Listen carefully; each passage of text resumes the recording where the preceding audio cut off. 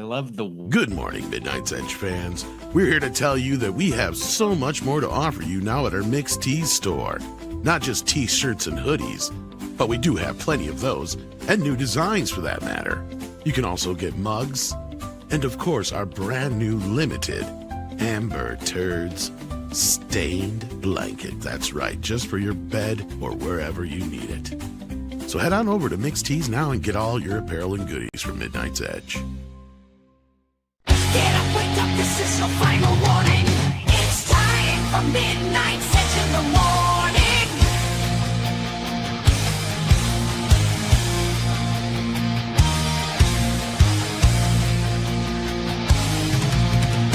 The gang is ready to go and it's time for the show.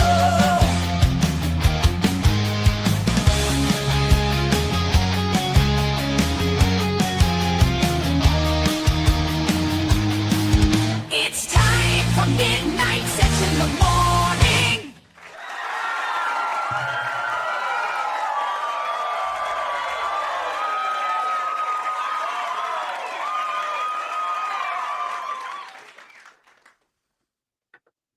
Good morning. Indeed. Good morning. Greetings, everyone. We got a silent... Can't breathe in this thing. thing. Oh, no wonder Mikey breathes so heavy. It's like, holy crap, can't breathe. Good morning and happy Halloween, everybody. Indeed. I love the Mikey's Bucky's shirt there. It's like Bucky's and nice? Mikey's. Yeah, it's like that. Look at that. Delicious. Carving the old pumpkin. And I've That's what he's That doing. pumpkin sure is low. That's really low on the shirt. For a second there, it looked like he was wearing like a Mickey Mouse trouser, you know, like the red one with the yellow buttons. Yeah. Like some jammies. Yeah. And then Paul is a witch, as usual. That's right. Hello, my fellows. Good to see you. Oh, okay, that's better. Yeah, well, maybe he's the witch from Insidious, because that was a dude anyway. That was like a trans witch, very ahead of their time. No, I'm the witch from the Bitcher. Now just say the power of many. That's right. That's right. The power of scissoring. Lots of we scissoring have in The Witcher. We have the boss man Andre here, of course. How you doing this morning? I'm doing excellent. Greetings, everyone. It's a busy day when you got young kids, and for me, it's already afternoon, so I have to like get ready to start taking the kids places.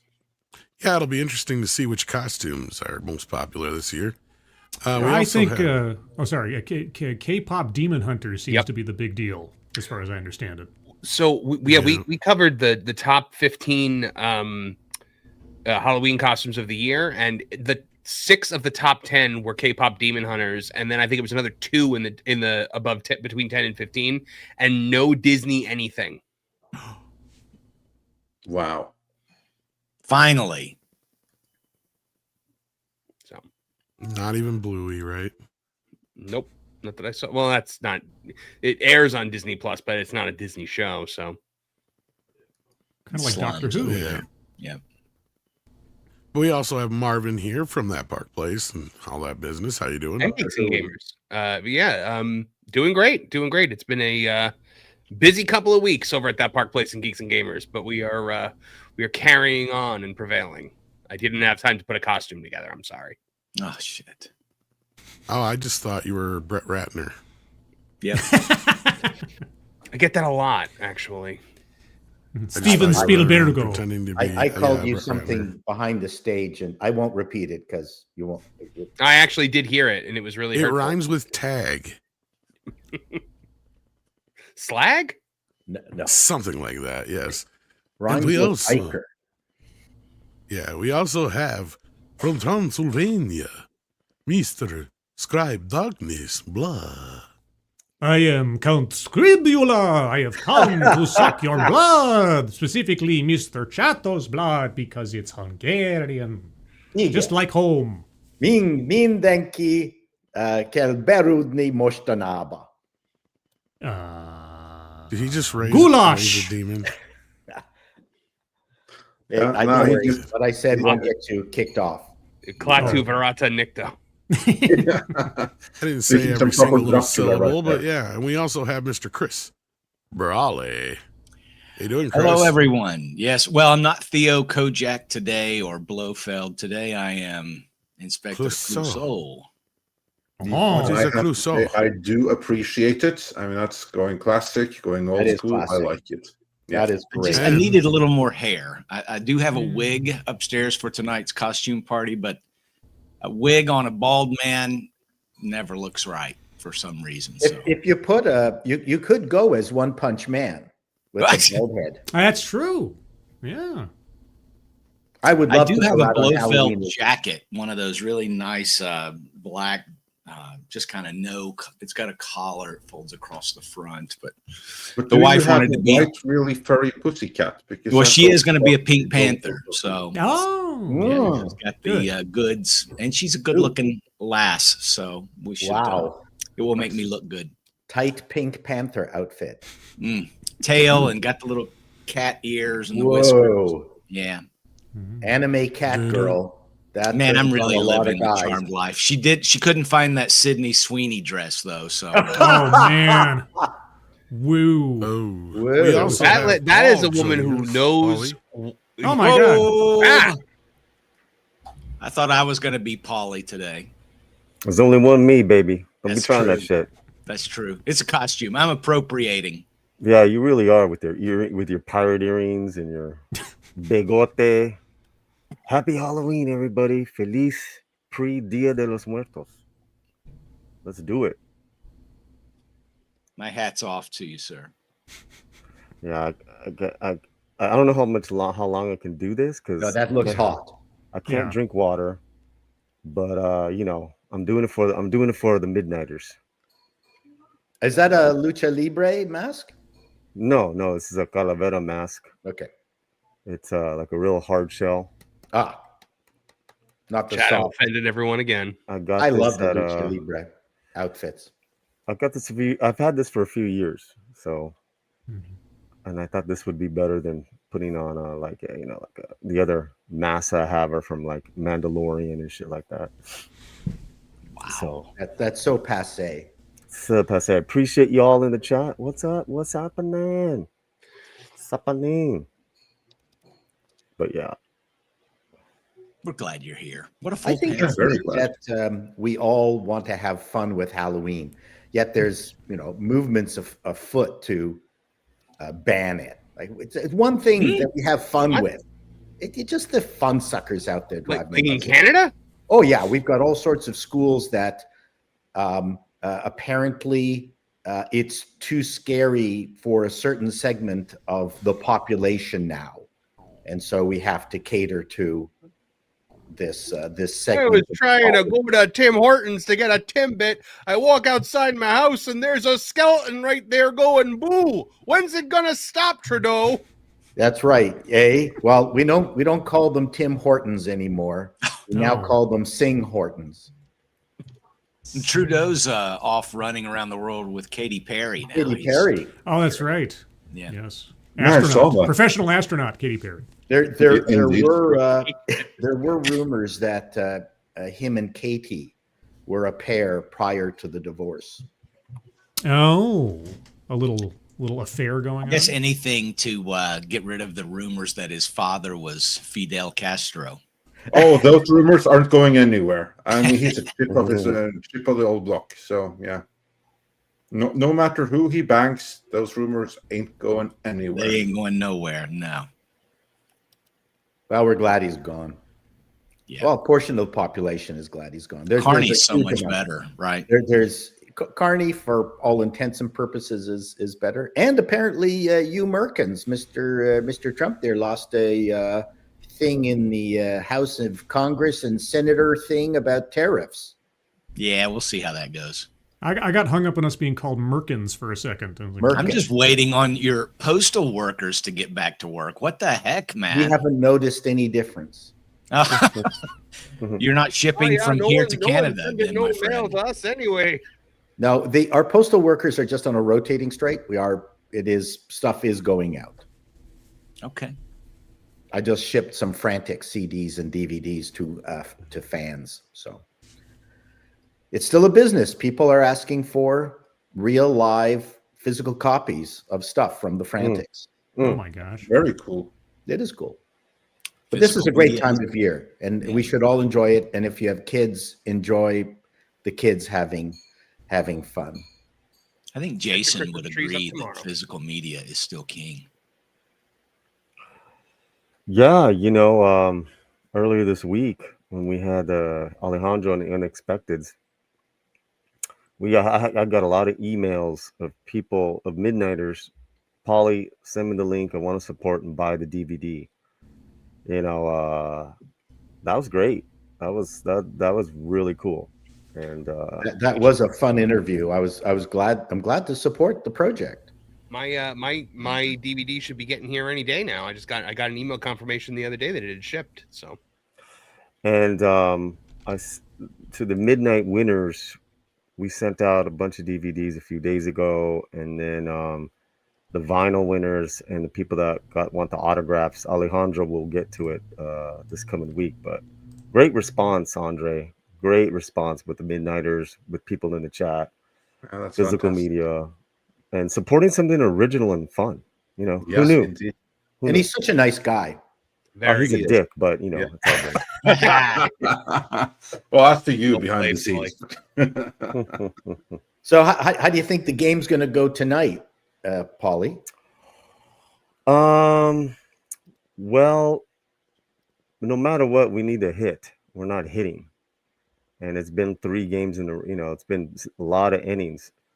We have our best pitcher from Japan playing, so He's a killer. he's a killer, but they can't rest just on him. So I'm hoping game 7 is always awesome. So I'm nervous. we definitely we need if I was Toronto, I would want to kill this and end it tonight. But Oh, for sure. I'm not. Nobody wants a 7 here. No. Well, we do. I know you Yeah. do. But I'll watch it with high anxiety. It's been a very interesting series. Unexpected. I didn't think Toronto was going to win a single game. Oh, they're I know we're talking sports ball. Sorry. They're grinders. It's a gritty team. It's guts. They got guts. They got moxie. As my girlfriend would say. So let's get on to the meaty entertainment stuff. Indeed, let's do. We have a couple of super chats to get us started with before we get into the topics proper. Packing Proton says 47 today. Oh wow! I bet you have some special Halloween memories. What's Bat Tom's favorite scary movie? It's funny you asked that question. I'm not Jason. I'm Bat Tom. Oh, In case you didn't know. It was waiting for And this, that. sir, is Packing Protons. And he's a very good watcher here at the show. He's here every single day. He always sends in super chats. He's always tagging that Tom guy and stuff on the interwebs. And he's always talking about cartoons and Ninja Turtles, and that Tom guy likes Ninja Turtles. So, I want to say happy birthday to Packing Protons. Pack those protons. And happy Halloween. At least you get candy on your birthday. You know what I got for my birthday? No parents.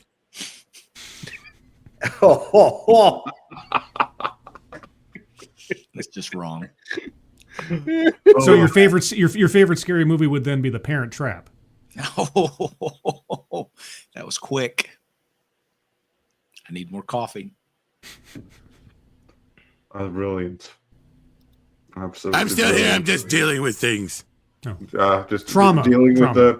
with the sorrow of his parents. Meanwhile, we're going to move on. Congratulations. Yes, it's very difficult. Grimzilla says for $5, happy Halloween and happy 4th birthday to my nephew Cash Purchase. No, seriously, that is his real name. Hit the jackpot there. Wow. Yeah. Well, there's some. Cash. There's some names in there. So happy birthday to Cash Purchase, I guess. People are going to wonder what the hell Cash even is when he grows up, but that's a different matter altogether. That's a hell of a name, Cash Purchase. Happy birthday. Indeed. And That's a then great name. Mildred has a question for you, Chato. How long until Netflix hard reboot The Witcher? Now when it has the Timo Witcher and everything, like you have like Timo Hemsworth playing the role. I think that this will be the last. Well, technically, there's another season of The Witcher. Yeah. Technically, they shot 2 Hemsworth versions of it. Hemsworth is not the worst aspect of this show. Oh no. I'll give him that. I mean, I know everybody wants to hate on. I the don't know guy, that but wig. That wig. I think everyone is very well aware that the writers are the worst aspect of the show. 100%. But then, of course, you always had the same writers, but with Hemsworth, at least he kind of like looked the part a little bit, so you could get like No, you mean Cavill? Cavill. Yes, sorry, Cavill. With Cavill, he kind of like looked the part a little bit more, and I'm sure people wouldn't have minded Hemsworth, the Timo Hemsworth, if he was cast originally and you had no one else to compare him with. But he is now stepping in the shoes of Cavill. Yeah, which but makes that's him a poor personal man's issue. replacement. I'm telling you, Hemsworth is not the reason to hate this show. What is the reason? The showrunner. Because it's not The Witcher anymore. It's actually the Yennefer show. Yeah, of course. One would argue it always was. Yes, Yeah. yes, but it's now confirmed. Well, and I get what Paul's saying. I mean, I don't like it when actors are a little scabby and they take over another role for somebody else. But in this case, it's not Hemsworth's fault. You can't blame him for the shit show that already was. You know, he just showed up. Yeah, Cavill was pushed out of the show basically by the end of season 2. So Marvin is right. But you could have argued, was it the series show? Is it the Yennefer show? But I think this season pretty much solidifies the fact that it was the Yennefer show, because the series parts of it are silly. They're inconsequential. Who cares? Again, the whole thing is just a disaster. It's embarrassing. It's embarrassing to watch. It's gotten into what I would call Wheels of Time territory. It's as bad as that. I'd be surprised if they do anything with it after its contracted seasons are up for a long time. Maybe some animated stuff in between. They might be able to pull one of those and off, someone but- posted that Hitchrith, the showrunner, Hisrich actually turned down Netflix's request to run the show 2 to 3 times, and then they convinced her that, well, no, she should just do her version of it. So that's what she's doing. So it's Netflix's fault. I mean, we can crap on Hisrich all we want, but it looks like it's Netflix management that mismanaged this. So I wouldn't be the first time. We've been hearing for years now that they have just a hatred of the source material. And so I recently got some word from somebody that was kind of close to the situation that said, no, that's 100% true. They hate the source material. They don't want to hear about what's in the books. They don't want to hear about what's in the games. They just want to do their own girl power thing. Well, and didn't we kind of get that already from Henry Cavill? Pretty obvious. I mean, Yeah, he hinted at it, but yeah. Well, he was No, I mean, battling the against the showrunners for. I keep thinking about that scene with like roaches dying. Yes. And and the showrunners wanted to add in some Marvel disarming humor to the situation, to what is supposed to be a decidedly meaningful and tragic event, and he was like, "No, we're not going to do that." And it was one of the few wins he got on the set of like trying to maintain the spirit of the original works, but he was pushing an uphill battle the whole time. It's so funny that you get an opportunity to do a show and you get an opportunity to have a star of Cavill's stature and commitment, and then you just shit all over it. Yeah, and somebody who actually cared about portraying the character because he was a fan of the source material. But it's in the end, why did Netflix insist that Hisrich should be the? Because Netflix is an ideological hive. They've been an ideological hive for years now, and True. so it wasn't. So I mean, you characterize it as mismanagement. I would say that from the beginning, that was their desire to do Right. that. I mean, we see it as people who can appreciate, if not directly as fans, but as people who understand fans, how this is a complete disaster. But from the get-go, they were like, okay, so we got Henry Cavill, and he's going to be our delivery mechanism for the message. Right. Yeah, we're measuring different things here. We're just measuring different things, right? They got the DEI hiring that they needed to get, so that's the win. Whether or not the fans like it is irrelevant. The contracts are signed, the checks are flowing, Netflix is Virtue has been money. signaled. Yeah, Virtue signaled that is the measurement by which they are rating this a success. Cavill probably cost too much anyhow, and he'd become a liability because he was too attached to the lore. So I feel so bad for Cavill because he's such a nerd, right? And he's getting these big nerd roles, and he's probably so excited. And every single one of them crashes and burns. Not one of them does things correctly or the way he would want to do them clearly. And yeah, the poor guy, he's gonna come to the point where he's just not gonna take those roles anymore, I think. Yeah. What's And next? Hisrich- Warhammer? yeah, Oh yeah, the Warhammer thing. Part of it. I'm worried for that as everybody else is. But in the Hisrich interview, it was interesting how she talked about how it was a weird thing. The article compared, and I think Paul brought this up earlier, how it was compared to Game of Thrones, and how we're not making the same mistake of Game of Thrones. We're not going to go past the written works in our show as Game of Thrones did. And I'm like, it would be fine if you had actually adhered to the written works in the first place. But let's not even mention, I guess, Blood Origin. Oh yeah, we're not going to go beyond the books. We're going to make up our own Witcher, and just not even mention anymore because it was such a disaster. It was a nonsense statement that she made. It was just. Blood Origin was so bad that they cut down 8 shows down to 6 and just trashed it as quickly as possible. Yeah. And then Lauren apparently didn't learn any kind of lesson from that. They never learn lessons. I guess as They don't long have as to. they're getting money and they get their lunches paid for, I guess it's it really doesn't mean anything. Yeah, But when I you mean, play with- again, I have to blame Netflix for this. It's too bad. Well, Again, truth be told, in the first season, I was actually kind of happy the way they handled Yennefer, and they gave her a really good, meaningful start to it because Geralt and Yennefer are an item. So to be able to build both of those characters up, so they're both meaningful, so when they do get together, it becomes an important pairing, which it is in the books. And then their separation should be meaningful. All those things become important. But instead, they decided to just jettison Geralt. Do them both. Like, what is wrong with keeping, both of those balls up in the air? Like how, or both, both of Geralt's balls up in the air. And you know all about juggling balls. Yeah, well, I Now- am. Juggling them. I'm Despite one of saying they the- didn't want it, Netflix is now exploring buying WB. So That is some talks. They're Wow. back in. they're back in. They hired a financial consulting firm to explore their options and got access to all of Warner Brothers financials. So it looks like they're back in the game. So, what kind of fit does everyone here think a Netflix Warner Brothers combo would be? I still don't think it's going to happen. No, but what's your thoughts if it did? Like, If it did, Well, we I all think know we've we're getting seen the end of Warner Snyderverse Brothers. Sorry, go ahead, Tom.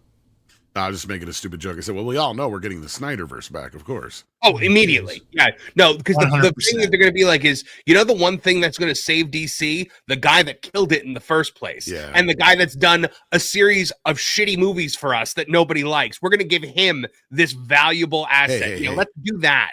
That rip-off Star Wars / movie, whatever Oh. the hell it was called. you know That what? That thing could have made $1 Zombie billion. movie. Rebel Moon. Rebel Moon. Yeah. Yeah, I Rebel have to Moon. say, The Witcher is at least marginally watchable. Rebel Moon, I wanted to put railway spikes in my eyes. Just think about it in these terms. If Warner Brothers gets acquired by Netflix, you're going to have the sensibilities that gave us The Witcher, the sensibilities that gave us Rebel Moon, the sensibilities that gave us this House of Dynamite movie that goes nowhere, running DC, running any other property out of Warner Brothers you can think of, and making those decisions as to what we're going to see. It's going to be, mild ideological filtering extraordinaire with important properties and IPs. I think the bigger question is, what is Netflix's designs in Warner Brothers? Do they actually want to get into the theatrical game big time, full-fledged? Or are they just after it for the IPs? Are they just after it? Well, they want the library. The library to stream it. Yeah, that's a big thing. As far as like question. And what are they going to do with stuff like the music side of things? What are they going to do with other things? I don't know, because that's the thing people need to understand. Warner Brothers isn't just a movie studio like Fox was. No. They are a huge corporation full of tons of different other things, like entertainment-wise, like music and stuff like that. And that's where I said the Universal deal would cause some monopoly issues if they were to get involved, because Universal already owns a third of the music. So if they were to buy Warner Brothers, that means they'd own over half the music in the world. Not just in the U.S., the world. So that, I think, is a monopoly issue right there. So, yeah. Well, if they get Warner Brothers, they could make their independent or productions more legitimate through their resources. Exactly, which is something they've been wanting to do, because Netflix reasonably has been seen as sort of like the streaming bargain bin for a lot of their production and a lot of their Netflix exclusive movies and things. If they could make Warner Brothers their vehicle into the actual cinematic world, they could buy that as a tack on kind of thing. They'd ruin it, but they could do it. Netflix doesn't need a studio. See, that's the problem I have here with this, and this is where Andre was 110% right with his analogy when the streaming wars was the world's dumbest format war. Because Netflix already was the format, right? Look, that was home video. It doesn't matter that another company owned it or what have you. It doesn't matter. At that point, home video is gone, and that is your avenue. So you're no longer making movies on tapes sold or discs sold. You're making money on how much Netflix is giving you. And if they are a studio as now part of the game, that money is gone. And that's what they've learned over the last few years with this whole streaming war thing is, we want one of those. And they've literally become the underwear gnomes, where they just think they're going to profit without realizing where the profit was coming from all that time. And you can't sustain that with just your own subscribers, because if you have 20 different options, nobody's going to stick with just one or two, or nobody's going to watch all of them. They're just going to stick with one or two of them, and that's it. And they're going to hop around the other ones. We've already seen this. I guarantee you 80% of our audience does the same thing. I guarantee you most of our panel does the same thing, unless they're smart enough to just write it all off on their taxes, or they make enough like Paul. Like, that's the thing.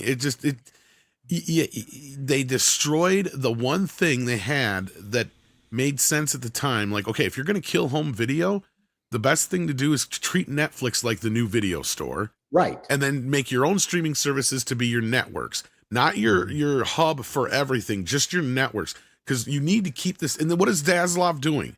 He's separating everything, because the movie studios need to make movies. The TV studio needs to make TV shows. They can't be one and the same, or that's where this problem is. And this is where we need to remind people, or they need to remind people, I'm saying from their perspective, that movies are different than TV shows. And that's one of the things we talk about more and more and more often, is that there's no differentiation. And it's not just how they're shot. It's because of the budgets. It's because of the creative. It's because of the stars. It's because of all these factors that go into this. And the line has been so obscured that this is one of the reasons why we don't have a monoculture anymore. Right? We've said this. People are so scattered everywhere because of social media and these streaming services that as long as a show makes 4 million views, it's considered a hit, when that used to be a tragedy. Right? Like, if a show got 4 million, Paul will be the first to tell you that show's probably not getting a second episode. It's just maybe they'll give it one more week, and then after that, if it doesn't go up, they're bye. Which one are you talking about? Any show, right? Right now, any streaming show, if they get 2-3 million views, that's a big, huge hit. And you know damn well, if a network television, if a show got 2-3 million views, that was laughed out the fucking door. For contrast, Star Trek Enterprise was canceled when it dipped below 5 million views. Yeah, but in relative terms, is 4 million views now not a success? with as, which is scattered and granular a market as there is. A show getting 4 million views amongst all the other flotsam probably is a good sign, relatively speaking. Well, and they can't be making the type of money they were, yet they're spending 5 times the amount of money they were. That's what we never understood. And Script Doctor and I kept saying all time and time again, what was going to happen with these streaming services is they were just going to become de facto TV because they need the ad revenue because there's no way they can sustain this. There's just absolutely no way. I've always been curious with as many other streaming services as have been coming up in the last 5-7 years. Does Netflix have the market share and the money to actually make a Warner purchase feasible at all? Yes. You think so? They're okay. one of I don't know their finances. Yeah. Okay. That's the thing. Netflix is one of the biggest companies right now trading. Yes. Are they not, Marvin? Yeah. And Paul would know too. Yeah. No. Oh, their stock is hugely. Yeah. Okay. Yeah. If anybody's got a shot to come in and just throw money and make this happen, it's Netflix. Compared to Ellison, he's small potatoes in comparison to this. Do they absorb HBO Max if that goes through? That's what I'm thinking they're expecting. See, that's the thing is I think this is why Zaslav is part of this. Because I've been saying this since before Zaslav was part of Warner Brothers. And that was because of Discovery Plus being this little engine that could. Because when I went and asked everybody about what services they had, the one thing I noticed, and this was multiple times, people said, oh, we got to have Discovery Plus. I'm like, what do you mean we got to have? It's like, oh, if we don't, the wife will get pissed because we missed this. We're going to miss that. I watched 90 Day Fiance. And it's like, okay, so whatever formula that this Discovery has, they were winning. And I looked into it and it's like, okay, so this David Zaslav guy is the guy who's running this company. And then all of a sudden he becomes the head of Warner Brothers. And I'm like, okay, this makes sense because this guy knows what he's doing on the streaming side of things where Kalar basically just destroyed the company. People forget that.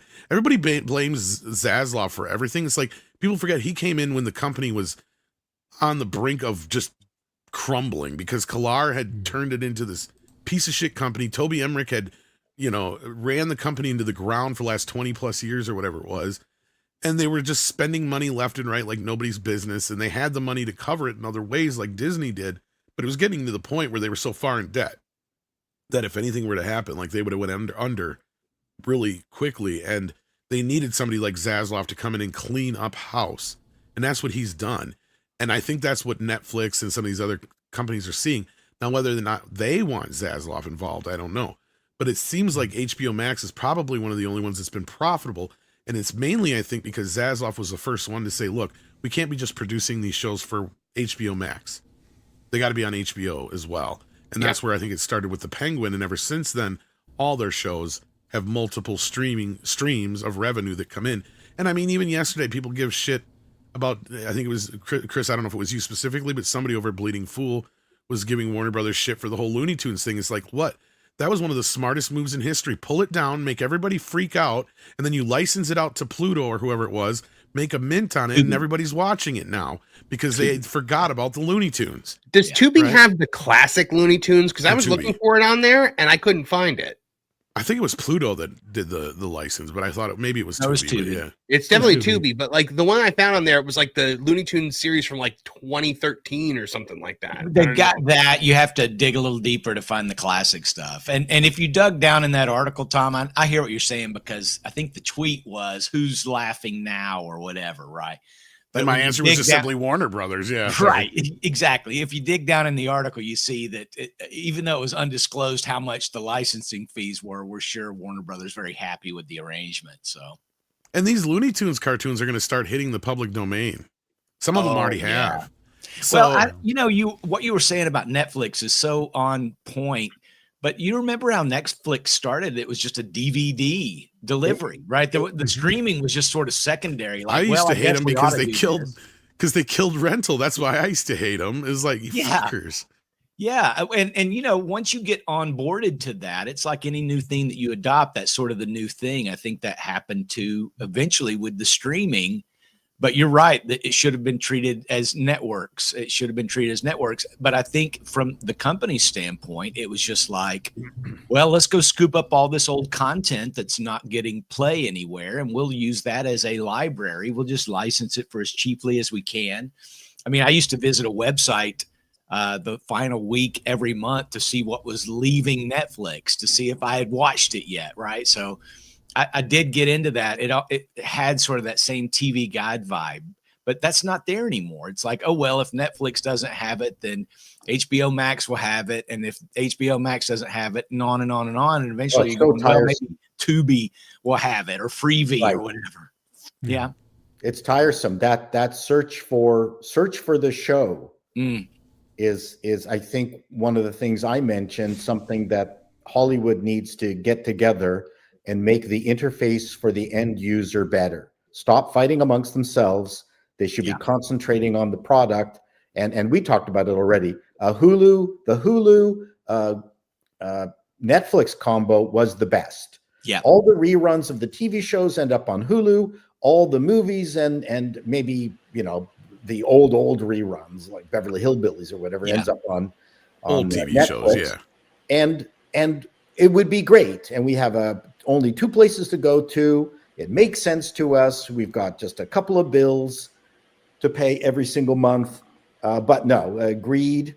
Of course, greed is. It's all money. You're absolutely right. Nobody's going to do anything for free, right? Because you might go, oh, why don't I use an app that will, I can plug in the kind of stuff that I like.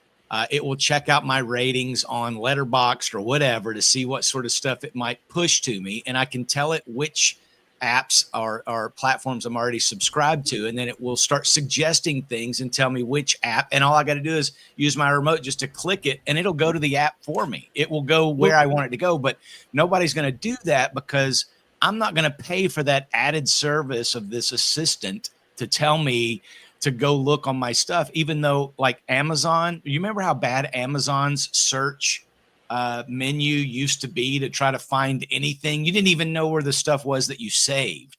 And so there's nothing uniform about it yet. I think once everything you guys are saying is on point, I just feel like we're still kind of in this slightly nebulous area.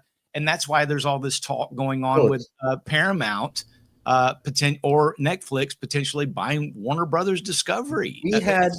We had the option of having a system that would be nothing like anything that had been created before, in the sense that, let's say Netflix owned the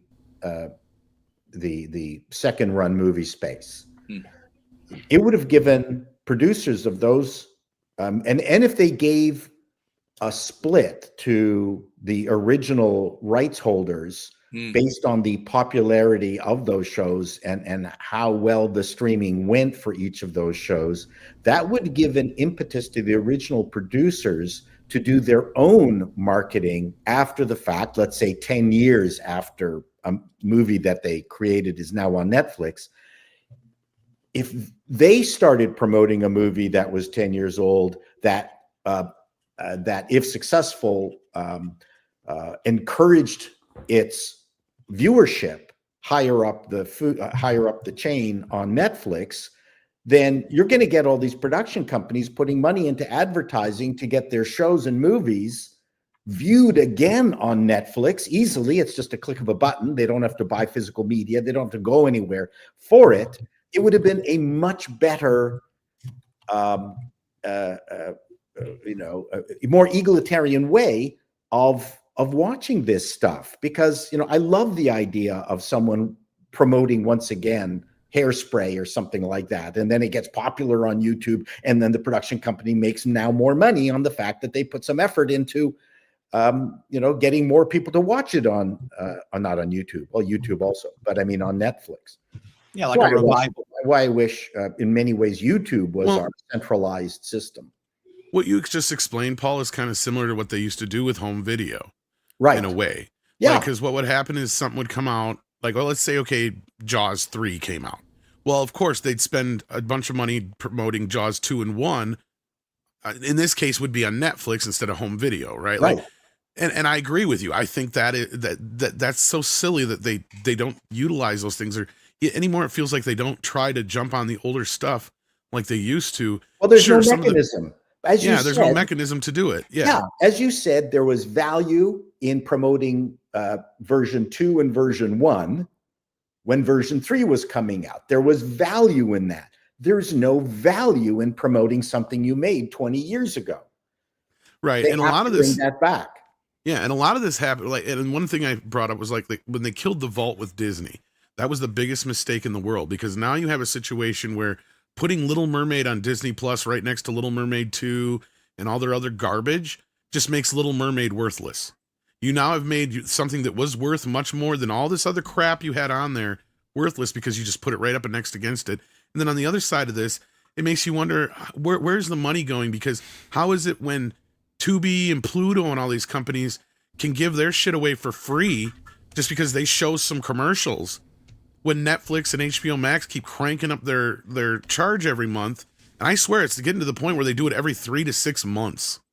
Because I kick off these things every few months, and every time I come back, they're another $3-4 or more expensive. In fact, I canceled HBO Max just because they raised it another $2. And they're showing commercials on some of these now. Exactly. And then I'm forced to watch them on certain ones too, like the Paramount's the worst. Because every show you watch on there, they force you to watch an ad for one of their other shows, whether you want to or not. You can't even skip it. It's ridiculous. I think maybe you can fast forward, and if that, I haven't tried that yet, but anyhow, the point is like, where's the money going for this? Because yes, it should have been the de facto replacement for network and cable TV, and if you must, home video, right? Because at this point, that's what Netflix was the world's biggest video store, and they screwed that up because they wanted to be the underwear gnomes and think they were going to make profit, like I was saying, when they weren't, because they were now the ones making the product, and they had nobody paying them for that product. The only people paying for that product are the ones right here, us in the audience, the people that are, and you can't sustain that. You just can't. Tom, you talk about cable, like what's going on now. Disney is trying to be the only name now in live television with the acquisition of Fubo, and now they're basically holding YouTube TV over the coals because they're trying to kill YouTube TV. So now for YouTube TV, they have the choice: either you pay Disney a higher premium that will force you then to raise your price to make your service cost prohibitive while people flock to Hulu Live TV Plus, or you can lose all your sports. Well, and they forget why cable was so big, because cable would suck you in. You'd be sucked into a contract for a year, 2 years, 3 years. Yes, Dracula would get you every time, or Scribula in this case. But like, and then the other side of it, is you had the commercials, right? They actually got paid from people, and then we get a lot of money, as Paul will tell you. Like, that was the bread and butter of everything. Like the network ads, like, I mean, we just talk about the Super Bowl, right? Like, because it's such a big thing that people watch, they're able to sell those ads for multiple $1 million every year, right? Like, that's big ass money. And that money is just gone now. I can't imagine the amount of dollars they're giving up for pennies on streaming. Because even if you have 5 ads running on streaming, that's probably, you make less than what you made on one ad on a network or cable run, I imagine, which is just insane. And we saw this exact thing happen with music, and they just ignored it and let it happen. And this is where a lot of the artists are like, look, when we switched from CDs and radio to Spotify, I'm literally getting pennies to the dollars I used to make. And that's why I got to tour constantly, because if I don't, I got no food, right? Like, and that's kind of where this is kind of gonna get to with movies and television too. They may be spending like drunken sailors now. Yeah. Sooner or later, that money's going to be gone. What annoys me the most is this slow creaking approach back to understanding that they had it right the first time and they can't reinvent the wheel. Yeah. The streaming services are all consolidated now. The only way to go is to, as you've said, effectively recreate what existed before streaming, but you're just swapping one to the other. And they should have known that ahead of time, because, the window dressing may change, but the styles, they're all effectively the same, at the end of the day. So the consumer now is caught as the victim of them having to relearn things that were already mastered. It's really frustrating to watch. That's true. That's my biggest issue.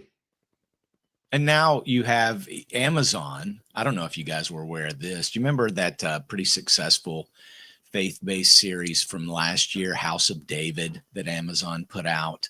Mm-hmm. Well, now season 2 came out in October, but it's on an Amazon subscription channel called the Wonder Project. So now you have to, and they're doing like a 7-day free access to it, but it's an Amazon sub channel, right? A sub streaming channel on the streaming service with a new, yes. And now it's a deal they made with Lionsgate. It's a faith-based situation, but I just wonder how many of those are going to come along where it's like now you can have Prime, but you could also have Freevee, Wonder Project, and all these others, and you're still sort of under this Prime, because what you're talking about is already being effectively done in the Amazon ecosystem, right? Their little branches or whatever. And I know you guys have seen it. You've probably, if you have Prime, you've probably been scrolling along and thinking, oh, I'll watch this. And it's like, oh, wait, I have to pay for something more, like what is the BritBox, I think is something. Yeah. I can make a sub channel on Netflix right now. I can say, show me horror movies. I mean, that's all it is. It's just a filtration system of this genre of film is now its own sub streaming service that you have to pay extra for. This is they're just trying to monetize. It's a monetization. Oh, yeah, no, I get it. Yeah, I get it. And they learned that this doesn't really work when they tried to do the DC service that was separate from Warner Brothers, right? Right. Like what ended up happening was nobody gave a crap about the DC service because all you got was, mostly all the DC, not even everything, but just some of the DC stuff and access to all the comics. Mm-hmm. But then you had people on the HBO Max side that were bitching they didn't have Superman and other movies that should be on HBO Max. So they just got to a point where they're like, fuck it, we're just going to put them all on one. And it's kind of what HBO Max was smart about doing and Discovery was doing, is they just have hubs on there, right? Like you were just kind of saying, is like, instead of having 12 separate different, streaming services, you have your Turner Classic Movies hub, you have your Boomerang hub, you have, just your separate little hubs for each type of thing. And that's fine with me, but like my problem is the pricing, right? And with cable, it was, it was bad, but it's getting really bad when it comes to this. The only thing we have as a benefit now is we can get out of this stuff without having to worry about the contracts, like I said before. But yeah, but let's keep moving on with the super chats because we haven't even got into the main stories yet. Dark King says, I hate horror, so I hate Halloween. Well, that's too bad, Dark King. I understand that though. That's sad. Action Com says, yeah. Action Com says the Wicked Witch of the Canada. Yeah. It's a great white North. A weird statement about horror and Halloween. No, Halloween is kind of a universal. That's studios. A good point. We did kind of jump over that. Yeah, I mean, it's horror and Halloween are not necessarily the same thing. I mean, right now we're more the Universal era of, zombies and Frankenstein and Boris Karloff and that's really our well now you had the mask, you had Freddy's mask on, that's horror, right? Jason, but either way, and Michael's for that matter, but I do have Freddy's claws here. But no, the thing that I think is kind of more true to your point, Paul, is that up until probably the more recent 30 years or 40 years, Halloween has become more synonymous with horror films, to where in the past it was just more so the celebration of getting dressed up and going out to Halloween parties and dunking for apples and all that kind of stuff. So, I mean, I can see Dark King's point, but I can also see your point of there's no need to necessarily make the two one and the same. No, right? and actually, you can enjoy Halloween and not have to like horror movies at the same time. We still get a ton of kids dressed up in Star Wars outfits. I mean, it's not all horror. It's and tonight I guarantee you a shit ton of kids will be in their Blue Jays outfit. So it's whatever the thing is. Yeah. And Demon Hunter, K-pop Demon Hunter is not horror. Mm-hmm. Well, it's just a dress up. It's a gala, a dress up gala. Have fun. Yeah, it's costume balls. They didn't even. For me, the main thing is when I was out walking with my kids is to take a peek inside people's houses and to see how much money they had decorating it. Oh. Aside from when you usually peek into people's houses for other reasons. Correct. This time I didn't have to hide in the bushes. I can just that's it. The woman would hand out the candy, or a guy, and I just sort of peek around them and say, "Oh, that's a very small TV. Oh, that couch looks old." That's the wallpaper they picked. Yuck. Keeping up with the Joneses, eh? Oh, absolutely. Right. Yeah. That's the tile they used. Really? Well, sometimes my favorite Halloween costumes, Paul, is like the hilarious ones, right? Like, right. like the funny, goofy ones. And I saw this video yesterday of a bunch of old folks at an old folks home, and they were having fun dressing up with different things. It was really The best ones are the ones that they make. yeah. Like this one old lady, she had a bunch of spices, hanging from her neck, and she's like, "I'm a spice girl," stuff like that. Like they were the old folks were having fun with it. It was really kind of cute and adorable. So it's like there's more to Halloween than just the scary side of it. Yeah, Right? Paul should start a new series called like Canadian Eye for the Financially Responsible Guy or something. There you go. There you go. Yeah, That's correct. And then anyway, yes, the Wicked Witch of the North, or Canada. Yeah, that's right, my pretties. The problem with the Canadian Wicked Witch is she's not so wicked. She's like, "Sorry, I'm going to have to take those shoes, eh? Mm-hmm. That's right. I know you're rather attached to them, eh? I may have to kill you to get them, but I need them, eh?" I'm a subsidized witch. I am Tell government me, Dorothy, do you have subsidized. universal health care? That's right. I'm always in awe when people, there's certain people that go just above and beyond for their costume, right? Like they've gone way beyond. Like I feel Yes. pity for Yes. them. Look at this. Oh, that's awesome. Nice. Yes. That's I beyond appreciate Oprah. this kind of detail. Yes. Yeah. Yeah. That's crazy. Who knows how long it took that fellow to do that, but I would never. I mean, I don't have that much fun at Halloween, right? Yeah. It's like a religion for some people, I guess. Yeah. And then on that note, Mark Fields just says happy Halloween to all of you. Well, thank you, Mark. We appreciate that. And then Captain Phantom Nerd has been a member for 51 freaking months. It's amazing. Thank you, Captain Phantom Nerd. That's 4 years. Jason, it is. Jason Webster says, the children of Midnight's Edge in the morning, what sweet music they make. Yes. I think he's trying to do Dracula. Yeah. The children of Midnight's Edge in the morning, what sweet music they make. I never drink wine. Action Com says, Tom. Actually, I got the. I will say There you go. very good. The Jason house at Halloween Horror Nights at Universal this year is the scariest house in the entire Is park. it Jason's house or Michael's house? It's Jason. You sure? So it's Jason. highly recommended. Jason Universe, it's called. Ooh, Jason has a house? They got the Jason Universe thing. Oh, okay. Yeah. See, Yeah, because so- usually Universal has a Halloween. Is that a precursor to the series at all, or tie-in at all? It's basically like the entire series because it's every. No, I'm different sorry. version of- The television series, the Oh. upcoming TV series. Is that a tie-in? Well, the Jason Universe doesn't have anything to do with that, as far as I know. Oh, okay. Never mind. Yeah. See, this is where the separation comes. I've seen in. this video. This video is awesome. This is awesome. Oh, get out!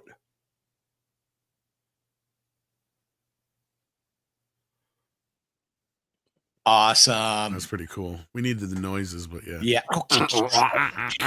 Yeah. Autobots, roll That's out. great. Isn't that great? That is so cool. That's super cool. See, these are parents who love their children. That or Now, they or just who's want to use it. Transformers or GoBots? Which ones were those, right? Those Those are are the Transformers. Transformers. Okay. Shadow, is it because they love their children, or is it because they love Transformers? That was the other thing too. Yes. You know, I mean, there's really nothing better than a parent transferring their love of something to their kids, not forcing it on them, Right. Projecting onto you them, know. yeah. But As Living long- vicariously. As long as he wasn't like, no, you did it wrong. Get back down. that's right, like in the baseball practice. Yeah. Like, this That's is not how they stand. transform, you idiot. My old man tried to pass two things that he loved onto me: Bruce Springsteen and baseball, and I took to neither of them. And the kidney Oh, stone. Lord. You'll never me so. regret. I You'll never apologize for regret Bruce skipping out Springsteen. on the boss. You'll never. All I regret. ever heard in growing up, Well, dude. I- All I for- ever heard. For about 3 years, because my daughter's school was on my way to my work and to downtown Toronto, I would drive her for 3 years. For 3 solid years, I got to spend time with my daughter in the car, and which was like just a fantastic time. And for whatever reason, there was a button on the radio on my Mercedes called SC. I never knew what SC stood for, but we would listen to music together, and we shared tastes, and she got to know my 60s and 70s synth pop and heavy metal tastes. But every time we would listen to pop music, and we would and a new song would come up, and we would go, okay, it starts off slowly, but then it's going to kick into what we called the soaring chorus. And then we would go, you know what I mean, where it starts off slowly and then suddenly, right? It gets big, and we would hit the soaring chorus button together. So the SC button on the radio was soaring chorus. So it was just something we did for 3 years together, something we shared. On the other hand, my son didn't care about my musical tastes at all. Little did you know it was a security button, and there was people on the other end listening to you two the whole time, laughing. Never knew what SC stood for on my. I couldn't tell you. That's weird. Maybe someone in the chat That's can what I was tell me thinking. what the SC button was. Somebody should know. And then Dark King DM'd from some ads for the panel to review, please. Okay, we'll show these. I'm going to have to mute at least the audio portion of some of it because of the songs, or Andre's going to be, yelling at me. But okay, so these are 30-second ads, I guess. I have no idea what this is. Dan Murphy's? Can I help you find anything? I'm after a gift for my dad. What's the occasion? Oh. Okay. No, you can't have that music. Don't even turn it on. No. Yeah. Nothing wrong with Christopher Cross. No, but you'll I get. didn't say that. But mail us, yeah. Yeah. Everything. Finding a priceless gift at the right price. Nobody beats Dan Murphy's. How can I contribute Dan to Dad's Murphy's? Where's that? alcoholism? Yeah. Where's Dan Murphy? Is that Canadian or what is it? I don't know it. Never heard of it. Yeah, Never heard of wine it. Yeah. store.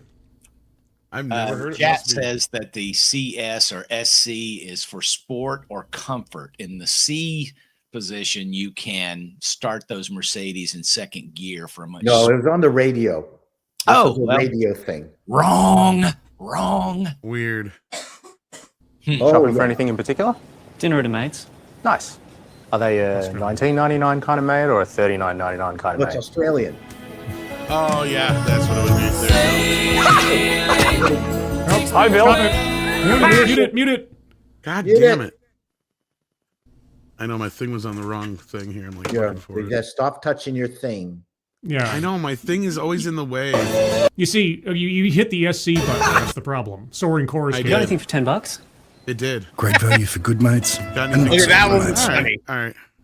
Okay. So That Dan one was Murphy's funny. got some free advertisement out of us, and Dark King paid for it. So there you go. Well, Now they so want the a review. first one- So. The first one, I was like, wait, they're praising dads? Clearly, Leslie Headland wasn't involved in this. Don't you know about the inherent misogyny in fatherhood? Like, that's all the Acolyte was about.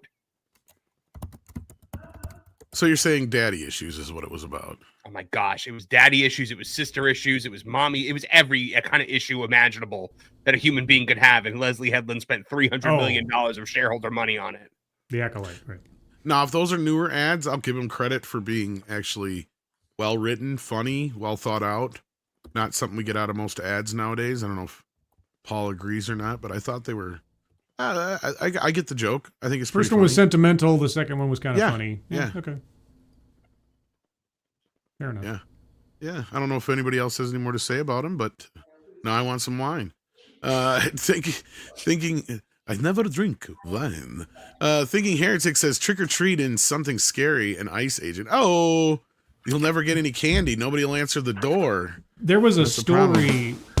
I think it was in Oregon or something.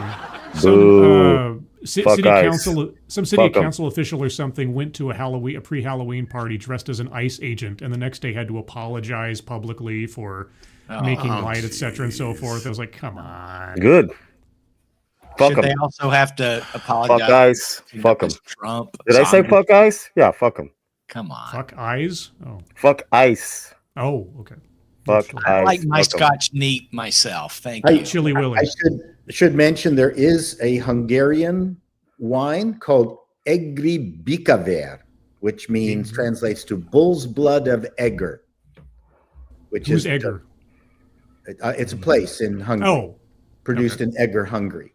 So it's wine. It's just red wine, but they call it bull's blood. Is it good? Egri Bikaver. Do you like it? Is it good? Yeah, it's excellent. Okay. It's excellent. And then we've got Grimzilla, who sends in 20 smackaroos to say Netflix is infamous for calling the show one thing, taking the main character out, or main hero out, in only 2 episodes, making it about some race-swapped lesbian, Scott Pilgrim, Kong, Devil May Cry, Witcher, Motu, Splinter Cell. People know now. What did they do with Kong? Did they do I don't remember them doing a Kong show. That's not exclusive to Netflix. I mean, Disney Plus is doing that with most of their Marvel shows. Oh yeah, in a lot of ways, they'd be undercutting the character in the first 2 episodes, or I'm waiting to see what they're going to do to screw up Frankenstein, because that movie looks really good. Which one? Frankenstein. Oh, I've heard it's pretty good from the people. Yeah, I've heard it's great. I mean, they race swapped Victor Frankenstein, but other than that, I can't imagine Elizabeth is going to suddenly be the main character. What do you mean they race swapped Victor Frankenstein? Oscar Isaac is Victor Frankenstein. He's not. No, he's an actor. Yeah, but Victor Frankenstein is supposed to be, Genovese. Yeah, but Oscar Isaac is an actor. The race swap is it would have been egregious if it's Victor Lopez. I mean, Idris Elba. That's true. He is playing him as Victor default setting that's just fucked up. You know what I mean? It's here's a guy who actually dropped his last name, Hernandez, because he just wants to be taken as a serious actor. Said, but you can't win, right? Because right, learn at DEI. Let's fucking hire the guy. It's like I've heard nothing but good things about this movie. Oh, I've seen it twice, man. Is it good? No, it's incredible. It's the best film of the year. I'm just saying, is it better than the Kenneth Branagh one? Fuck yeah.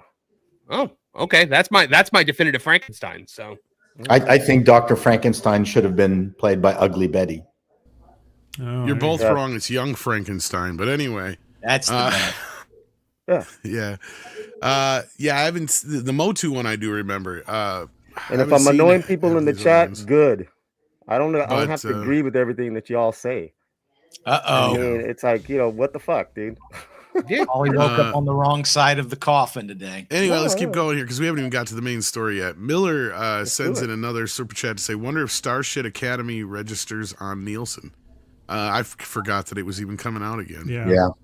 Is that what we're calling it now? That's a nice nickname. I like it. Is it really? Yeah. And then this is a big one. Holy crap. Yeah. Stoka sends in $50 to make Scribe do the thing. Well, so if I got, because I asked ahead of time because I wasn't quite sure. I think he knew I was on the show before he realized I was already wearing the costume. And that was the thing that he wanted me to do, is put on the costume. And so he kind of, I think, and correct me if I'm wrong, Stoka. Stoka's one of my... Give him some Dracula lines. Yes. It's like, good morning, everyone. I am braving the sunlight to join you on the Midnight's Edge in the Morning show. We're going to talk about Disney and a vampire more powerful than myself. Diversity, equity, and inclusion. Oh, it sucks the life out of all creativity. Ta-da! Van Helsing, you are too smart for your own good. Yes. But yes, hey, Stoka's one of my... most dedicated viewers and a very, very generous man. So thank you so much, Stoka. It's very nice of you. Yes, indeed. Very generous. And then we got Corbin Dallas, who's been here for 24 months. That's 2 years by my count. Thank you for that. And then Pilgrim Media says, with what we know about ESG and DEI, the network's deepest motivation is ideology. That has been proven, and they are not changing. It's true.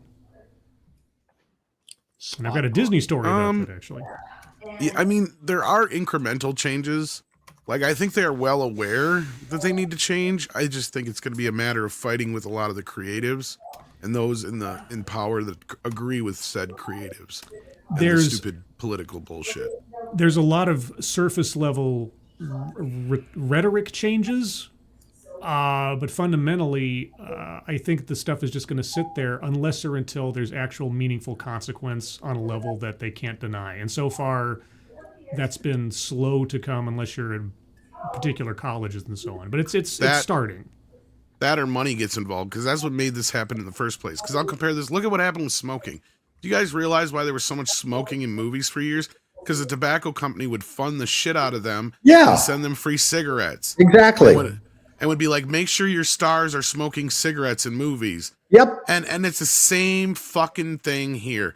It was the DEI money came in, and until somebody else comes in and gives them other money to fund them for other things, then yeah. So if you want this to change, then a bunch of, religious and conservative groups need to come in and start giving Hollywood a bunch of money. And guess what? You'll get a lot more movies that are more leaning conservative and Christian and all that kind of business. Now, is that something I want? No, not necessarily. I want all this crap out of my movies, period. I don't give a shit if it's left or right. Right? Like, that's the thing is, Paulie shouldn't even be talking about this kind of shit on a morning show like this, because that's what this is about, is entertainment, not fucking, political bullshit. And that's where I'm getting sick of it. Because I signed up for, to talk about fucking Ninja Turtles and nerdy shit, not fucking Trump and Biden and, policies from other countries and trans this and trans that. And, well, they've injected it. And the only real way it's going to change is if you have regime change at the studios. Because as long as the people who are true believers are at the top, it's not going to go away completely. Or it'll go sub rosa and it'll just come out in weird ways elsewise. And this is where I said with like the smoking thing, there has to be other money funneled in that's the opposite, basically. Yeah, he wants attention. Because otherwise they're just going to continue down that road because they don't know any better. Right? Even though the money may not be coming in, it's kind of like I was saying with the smoking. It wasn't until everybody went anti-smoking that things started changing in movies, because it went from I'm being funded to smoke this to, I just want to look cool, so I'm Bruce Willis, I'm going to make sure I have a cigarette in my mouth in this scene. Right? The good like, sign that's is the difference, right? Yeah, the really good sign that I'm seeing in a lot of stories I'm reading recently is that having DEI on your work history is now a demerit against your likelihood of being hired in a lot of places. Which I feel, in a way, sorry for people that dedicated their lives to this industry for the last 10, 15 years that maybe really believed it or spent so much time in it that now it's effectively an obsolete vocation. But overall, that's going to be a good thing if the trend keeps going and if people don't just keep hiding the truth of what they're up to. Yeah. Unlike Disney, which is changing its policies here. But. Mm-hmm. And then ActionCom says, Mike, Jason, Freddy, could we have better names? Well, they're all very memorable names, too. That's the thing. I like that their names are very simple. I think because the weight of their actions actually adds gravitas and dread to those very simple names. Well, and there's more to it. It's not just the first names, right? It's Michael Myers. We know both of their names. Jason Voorhees, Freddy Krueger, right? It's that portion of it that makes them, means something more, I think. Yeah. And they also sound very generic in a way that also suggests anybody could be the psycho. It's not some special guy with it's not Balthazar, Domingo or something. It's Jason. Like, I know a guy named Jason, Well, and that was just kind of a simple slip of the writer, just like, I knew this kid growing up that I hated. He was a little shit named Josh. And then so Josh was the kid's original name, and then just eventually became Jason. Mm-hmm. Because somebody said, Jason sounds better. Like, that's really all simply what it was. Now, the Freddy part was just whatever. It was the Krueger part that Wes Craven wanted. He wanted a very German-sounding name on purpose.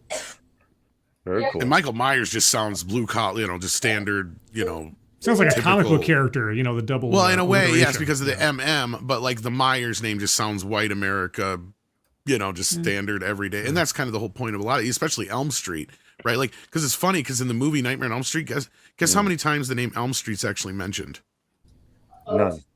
0. Twice. Because it never was written to take place on Elm Street, but Wes Craven just needed a name.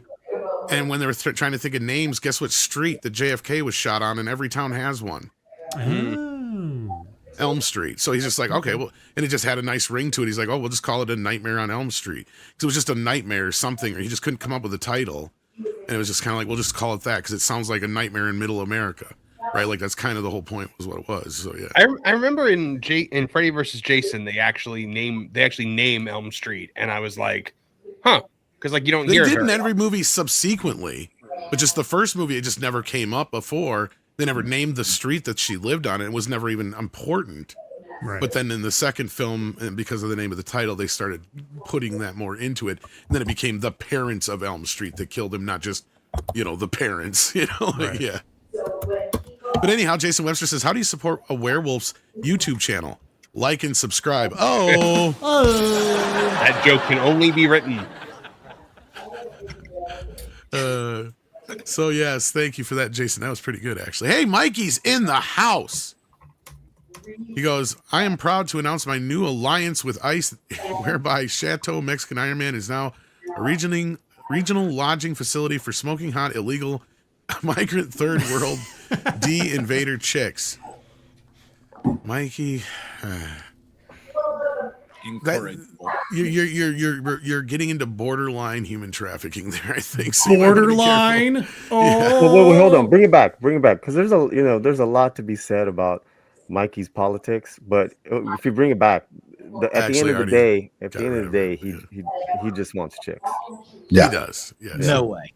No, he does. The Puerto Rican ones, the crazier Mikey's credit card bill is at the end of the month. He told me to avoid them. Legal citizens, if they'll come on over. No, Puerto Ricans are American. Puerto Ricans are U.S. citizens. So I said legal. Who said Puerto Ricans? I said legal citizens. No, I did. I'm saying. I'm telling you, Mikey's Achilles heel. It's Puerto Rican. We're into the show, and we still haven't even got I to can the show. tell you from personal experience that his tendencies are more towards hot Jamaican women.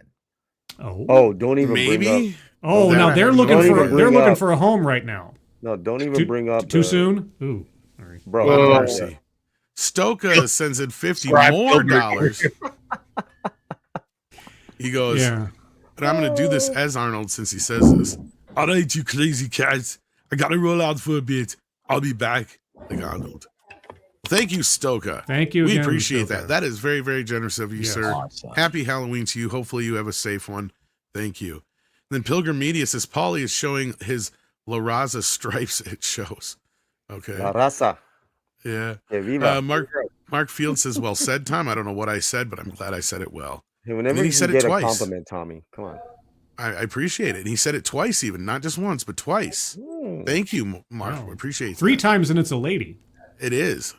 Whoa. Dark King says, was Michael Myers the star of Austin Powers? Yes. That's the other side. Yes. He's Canadian. And he goes by by Mike Myers Guru. usually. Yeah, let's not remind people of The Love Guru. It's the movie that ended his career. Yeah, it should. He got canceled before getting canceled was a thing because of that fucking movie. It's just like, Mike, this is just too racist. Like, yeah. It was bad. That movie is bad. All right, let's get into some talk about DEI since we have Scribe for a very short time period here. Doctor Who. What's going on with Doctor Who? Somebody cue me in on this because I'm not a Doctor Who fan. So but evidently Disney dumped it. Yes, Disney had a partnership with the BBC for Doctor Who, in which they would partially fund the show and air it on Disney Plus. They were paying out, I believe, about £8 million an episode from the last time I saw Scribe. Am I correct in that? That sounds right. Yeah, that's what I remember from my research.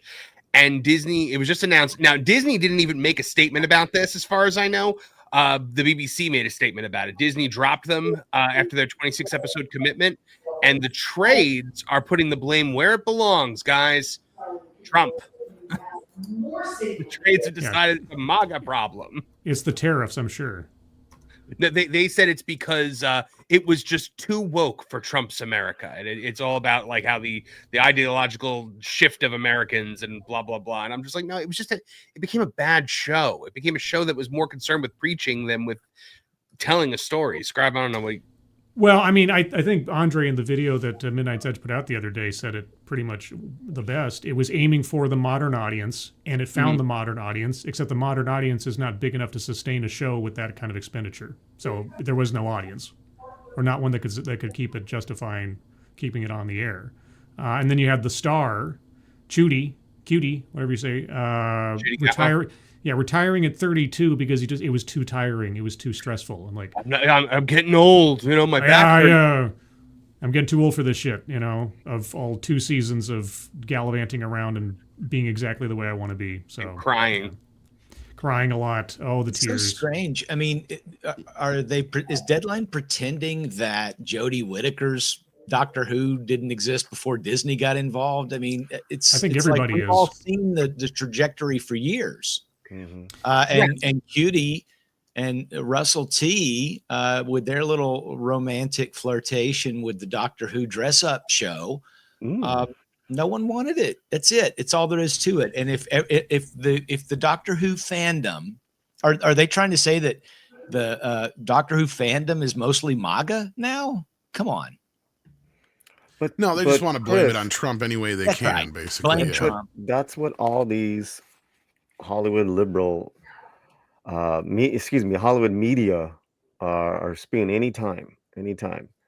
I mean, it's everywhere. That everything is the MAGA's fault. Don't you guys know that? I'm seeing it. Okay, the reason why Rachel Ziegler, and Snow White failed, MAGA. Disney, Doctor Who failed, MAGA. Come on, guys, get with it. Now, the thing that the one thing not to take this as a sign of is that Disney is finding out from effing around by dropping this, because they're not dropping DEI. Disney, in the last couple of weeks, they had their Global Belonging Week, because Disney is going the route of a lot of companies, and they're dropping the words diversity and oftentimes equity, and they're leaning into inclusion and belonging as their new buzzwords for delivering the same stuff. They were having staffers are having like voluntary live streams to promote this new idea. So yeah, no, this as far as I can tell, it was purely a financial decision, which is what should be driving most of this stuff off people's plates in the first place, is that there's no profit in DEI, there's no profit in being woke and just catering to a tiny, tiny fragment of a political ideology. But yet Disney is still, as I said, they're still stuck in. They might be changing some of the window dressing, but it's all the same behind the scenes. Well, they call it belonging because they lost it on their way to Tangiers on their flight. Well, they see DEI, belonging was added to the DEI litany around about 2018 or so, because it used to be diversity programs, then it was D&I programs, then they added equity, then they changed it to JEDI for justice, and they made it justice, equity, diversity, inclusion. But then Scientific American said that sounds a bit too corporate and it ties itself to the Star Wars universe. So then they added belonging, and every time that they add a letter to this thing, it's like someone trying to tack on a new PhD to their title. It's like, I'm not only a master of diversity, equity, and inclusion, I'm also a master of belonging. And I say so because I have this B at the end of my title. They really tried to hammer this belonging stuff from 2018 through about 2021, 2022, and then it died off for a bit. Now it's making a comeback because now that Trump has effectively vilified the words diversity, equity, and inclusion through his executive orders, they're retreating to words they can use that are still within the litany that haven't been tainted completely yet. And it sounds very welcoming. Well, we promote belonging. It just encompasses all these other concepts. That's it. And so Disney is still true to they're still dyed in the wool on this. Well, it's still on the woke train. Yes. That woke is supposed to be about inclusion and gentleness and not hurting people and all these good, wonderful all things. All while being an obnoxious. Yeah, but all those words now are from the domain of 1984, right? These are buzzwords that actually mean the other. It's newspeak. Of what they mean, right? Yeah, no, there's been a sociological shift in the definitions of those words that I don't think can be easily reversed. Because anytime you see, even there was a story I read where a company put in their mission statement or something, we're promoting a diverse and inclusive this, that, and the other. They had their federal money pulled just for having the language, as far as I know. There might be other things. And it's purportedly not actually having any programs that did anything discriminatory. Just that alone. And this is a problem that's going to become more a bigger problem as time goes on. If you start penalizing vocabulary rather than actual policy or action, then you start getting into some really sketchy territory with First Amendment issues and a whole bunch of other stuff. So it really is, what are the companies doing? Disney is changing the deck chairs on the Titanic. but what's going on in the engine room? The question is, are they still using discriminatory policies in hiring, in recruitment? Are they still filtering out creative talent on the basis of their lived experience and so on? That's where the rubber meets the road. So as long as they keep this veneer of, oh, well, we're not really dropping the ideology, then everything they do is suspect. This is why you need to have a complete regime change, and you need to have some kind of regular audit for compliance with law. And the showing from the company that they understand they've been doing it wrong for the last 10 years and that we've learned our lesson. This might give you hope that they dropped Doctor Who, but I have a feeling that this is purely financial. If they're blaming it on Trump, they're not taking responsibility for their own mistakes. It's got to be a financial decision. The show hit the lowest ratings in 60 years that this show has been on the air. I mean, it is a collapse like you've never seen before. It is an absolute implosion of this. And Disney has no problem with the divisive politics of it all. I mean, Disney was the company that created the Stories Matter department, which was literally the company that was involved with looking at every old movie, every theme park attraction, and being like, how can we update this for a modern audience? They do not care. All they care about was the fact that nobody was watching it. And it had become a prestige blow as well for them because the show was just so deeply unpopular. Yeah, and it showcased everything they wanted Disney to become, and what the real dyed-in-the-wools in Disney wanted to have as their flagship kind of success, but it just didn't. But unless or until Disney in some way makes a public mea culpa to these mistakes, if they keep trying to shift the blame over to, oh, it's the racist MAGA crowd that made our show fail, it's not going to change. Oh no! Listen, we're not even at the point of blame. We're past the point of blame. This is just drive-by shooting accusation because they're lazy. It's just an excuse. It's an excuse. Look, it's a religion. They're not going to change their religion, whether the tithing is up or whether the tithing is down. They are not doing this for money. That is the key. I think that there may have been people inside the organization that thought, well, okay, so they were convinced by the religious zealots that this is how we make more money. Mm-hmm. But this is a religion for them. That's why it's not going to change. That's why until someone comes in like a Perlmutter or a Zaslav or somebody like that, that's not going to change. Disney got out of this because from what I understood, Marvin, I could be wrong, I thought it was only a 2-year deal from the beginning. Right? It was a 26 episode, so 2 season long deal, and they are not renewing it. They're not renewing it, which is, it's kind of like, hey, it's just not working out for us. We're not interested in extending it. Yeah, right? they weren't able to just drop it like in the middle of the deal. They had to let the 26 episodes play out. Regardless, I think the problem here isn't so much that they didn't pick up the deal. The problem is that the optics around it, and I can't remember the name of the individual, but they flat out said that the show's in the worst shape it's ever been, for instance. And then even before this news came down, I remember there was talks of, whether or not the show was going to continue at all, let alone the Disney side of it, because that was kind of the hint, was that the Disney money was the only thing keeping it afloat at this point, where they have destroyed what was arguably one of the most successful shows in BBC's history, right? Like, I mean, look, I'm not a Doctor Who fan. I've never been like majorly into it. I've seen a bunch of random episodes here and there on PBS, so I can't speak to the show itself. But I do know that it has this cultural, impact that is on the level of, say, Star Trek, right, or something like that. To where had being the operative word now, and they actually revived it. This is one of those few franchises where it had stayed dormant for almost 2 fucking decades. People forget this. Almost 2 decades they didn't have any Doctor Who. And then all of a sudden they revived it, and it was probably bigger than it ever was before. Because not only did you have the original fans, you had they actually managed to pull in what a lot of these franchises have been trying to do for years now, a brand fucking new fan base. And what did you do? Not only did you piss in the face of the old fan base, you told the new fan base that all that shit you liked was garbage, and this new stuff is what you're supposed to like now, just like every other franchise. But what I've seen out of Doctor Who, not even knowing that much about the franchise itself, just a very surface level knowledge, is they totally went against, like, it was almost like they told fucking Star Trek and everybody else to hold their Bud Light. They went so fucking far in the pink in this bitch. Like they were like, we're going so far, like, and they told their audience basically, fuck you, you're a racist, misogynistic bastard if you don't like this shit. Like they flat out did it, and it's like, oh well, what happened? You lost your entire audience. I don't even think I've ever seen. I mean, maybe this might be the worst one.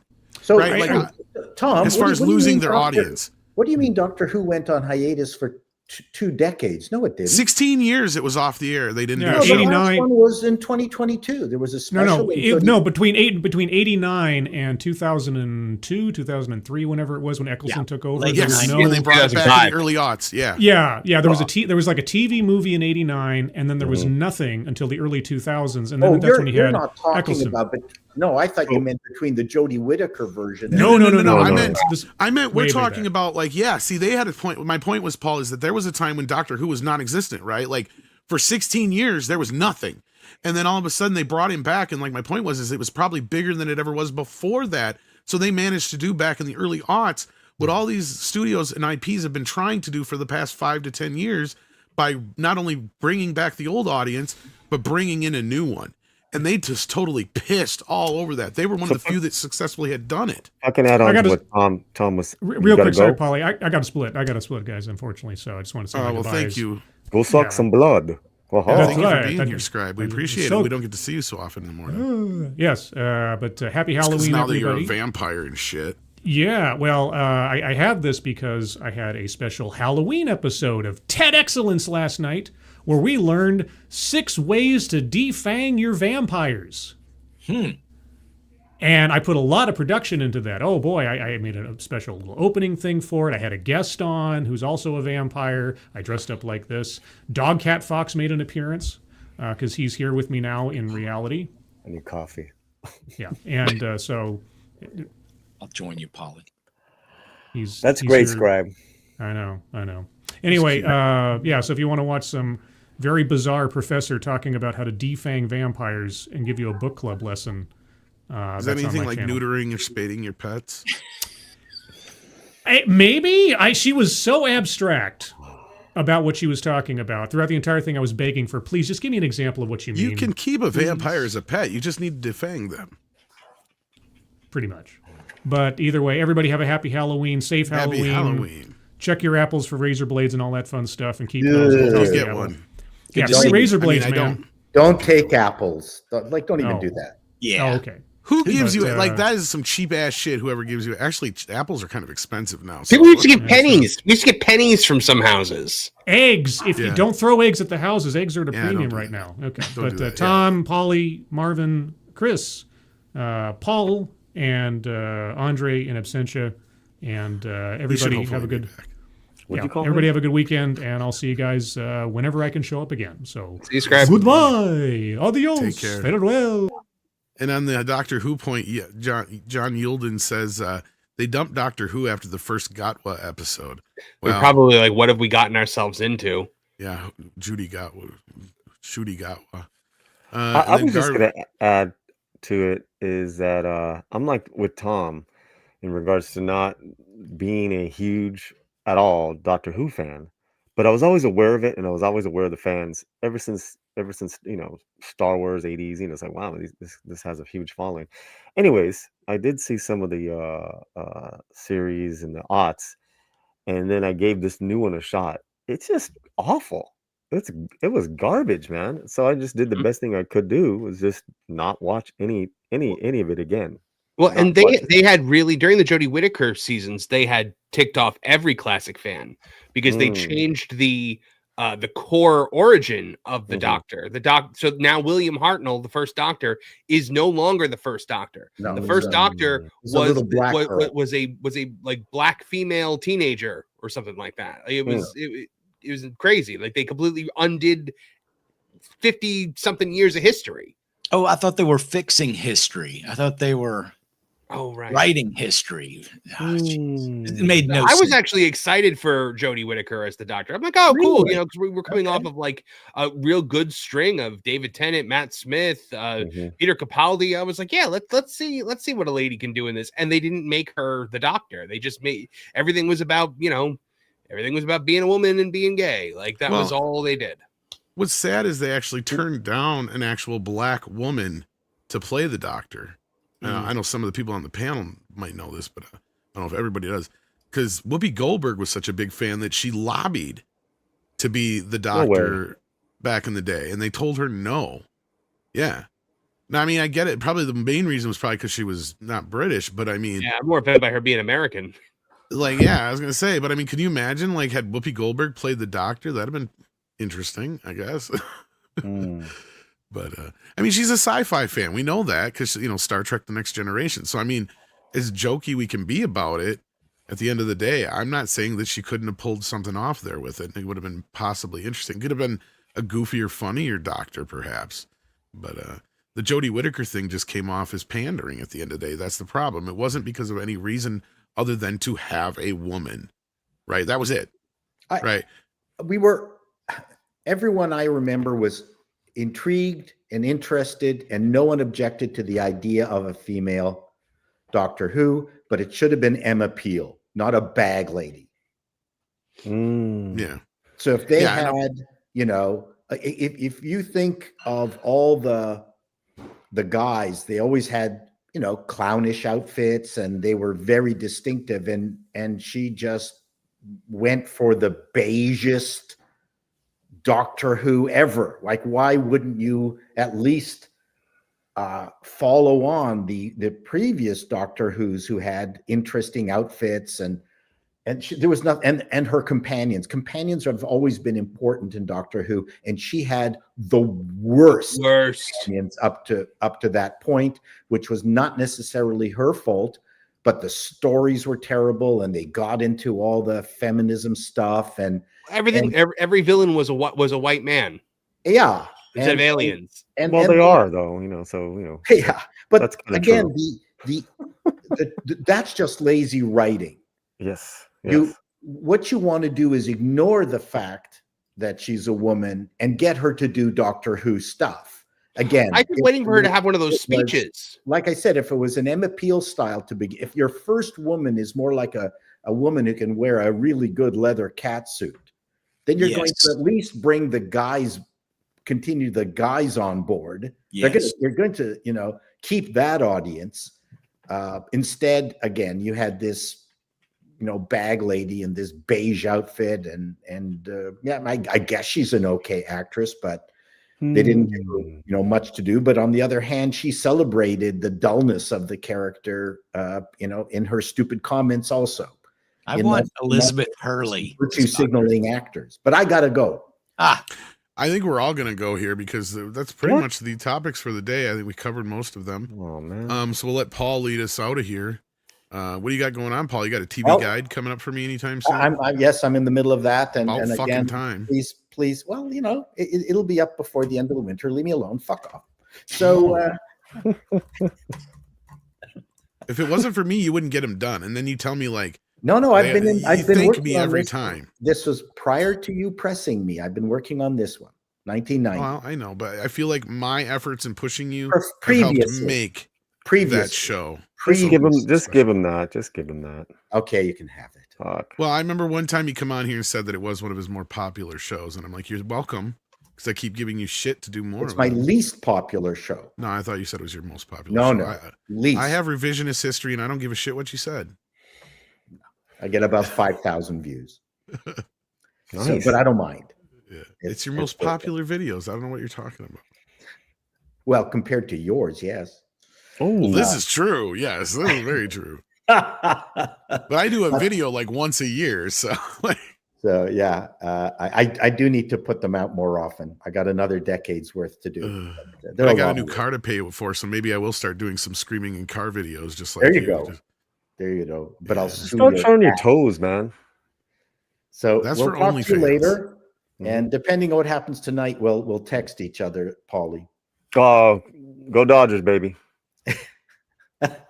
Oh, I thought that was a sex thing. Game. Now My I'm heart disappointed. can't handle it. See you later, everyone. Have a happy take care. Halloweeny. The other night, I went to a movie. I couldn't finish watching that ball game. No, my anxiety was so bad. Oh yeah, the anxiety level's too high. Yeah. Bye, everyone. Love you, Paulie. Take care, man. Take care, brother. Chris, what you got going on? Just the usual shenanigans over at Bleeding Ghoul. Right now, the top of the top story, even though I just found out from our tech people that we're under attack. So the site might look a little strange to you, but I don't know if you guys heard, but Miramax is bringing Monster Mash as a family-friendly animated movie like Hotel Transylvania. So everybody knows the old Monster Mash song. So it's basically written. I know every word. Yeah, Universal was going to do something, I think about 5 or 6 years ago, but Miramax. I'm kind of surprised we haven't had a half a dozen. I am too. For some reason, my brain, we had one in the 80s based on it, but I don't know. Well, there's been so many neat little animated things, Yeah. and we referenced that in the article, or I referenced that in the article, the ubiquitous Royal We. But that's that's kind of a callback. I don't mind that. Yeah, I do. I like it too. So that's at the top of bleedingfool.com. There's also a little story about comic book writer Jason Aaron and basically how he took your beloved Ninja Turtles and turned it into a left-wing op-ed in the comics. So check it out, bleedingfool.com or at bleedingfool on X or at Chris Brawley on X. Always a huge fun. Oh, and by the way, I might have mentioned this briefly, but go to Bronze Star Comic and you can see our new Weird Western publishing venture. Yes, I forgot to bring that up for this morning. Yes. It's all good. We can do it next week. Yes, but indeed. it's all there, folks. Had a great time. I love dressing up. I think somebody told me I was a circus strongman, so I took the hat off. That works too. You do. You look like a circus strongman. I need that, or maybe some armbands, and I could be a barber shop. Now you just need those singer. barbells. Yeah. Tighter shirt Oh, with yeah. like the Waldo stripes. And some shorts. There Yeah. you go. Or prison stripes might be better. Yes. Good to But see thank you you, guys. Chris, for being here. We appreciate it. man. And Paulie, what you got going on? You got a show today or anything coming up?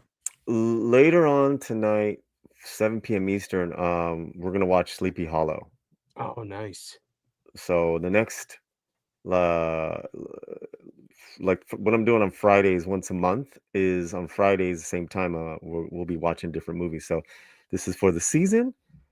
You guys voted. Got over 200 votes. I wanted Silver Bullet to win because I had never seen Silver Bullet, Tom. Oh, love the werewolf. It's an all right movie, Yeah, but it's the okay. werewolf sucks in it. Does it? It does. I totally agree. Yeah. The graphic novel or the illustrations in the book were so much better. And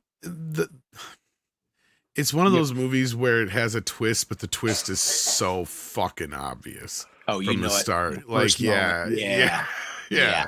And Oh, I'm not a big the, Corey we're seeing- Haim in a wheelchair. I Yeah. don't know. Seen the '99 Tim Burton Johnny Depp. You should Sleepy see Hollow. it. That's Gary that's what I'm Busey playing is- tonight. That's what I'm playing. Gary tonight. Busey is the best part of Silver Bullet, and he should have played the werewolf. Just no makeup at all. 100%. Like, I'm a fucking werewolf. Yeah. Yeah. I would I'm just still like to gonna see the watch it. transformation. Yeah. I'm still gonna Want to watch. see me transform? We've been Maybe watching him bad and Nick horror films. the Nolte last could couple both be battling werewolves or something. I'm a werewolf, and I'm gonna kick your ass. Anybody know what this guy's saying? I'm gonna kiss him on the lips. Whoa. Fucking Gary Busey's crazy. He's a national treasure, Has though. anyone here seen Clown in a Cornfield? No, but everybody keeps talking about it, so it must be all right.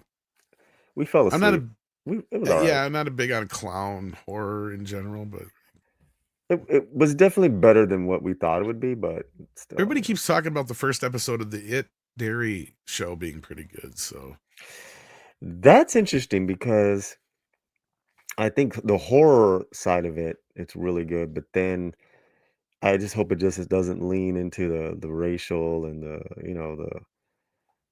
that those I've heard storylines. rumors that it might. So we'll Yeah. see. Yeah, because there's 3 different storylines in there, right? There's the Jewish family, the Black family, and the Native American. And what sucks is I don't remember that ever being a big deal in the book Mm-hmm. or anything like that. I mean, even though there were certain time periods, like I don't even remember. Maybe I'm misremembering, but I see that book is so unreadable. That's the problem. Well, I don't the even first remember the episode's one. I'm just saying that there's storylines that I'm like, uh-oh. Well, no, I know. I mean, they bring up the gay stuff in the book because there is a character that's gay that gets killed.